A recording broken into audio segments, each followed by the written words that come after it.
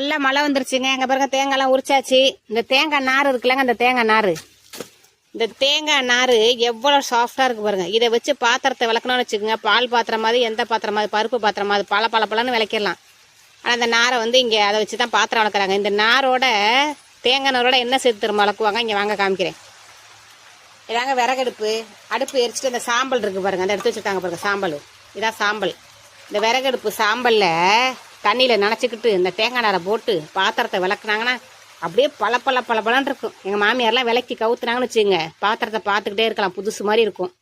இப்போ எங்கே அதெல்லாம் செய்கிறோம், நார் போட்டு லிக்விடு போட்டு தேய்க்கிறோம், கம்பி நார் போட்டு. ஓகேவா? இது சாமான் வளர்க்குறதுக்கு சூப்பராக இருக்கும். இங்கே பாருங்கள், இது எத்தனை பேருக்கு தெரியும்? இதுதான் ஊதான் கொலை. அடுப்பு ஊதும் பெண்களுக்கு படிப்பதற்கு நாங்களாம் இந்த ஊதாங்கொலையை பார்த்து தான். இதான் ஊதாங்கொலை. இந்த நெருப்பு தீயடிக்கி, இதுக்கு பேர் தீயடிக்கி. தீயை இப்படி கிளச்சி விடுறது இந்த நெருப்புக்கு அந்த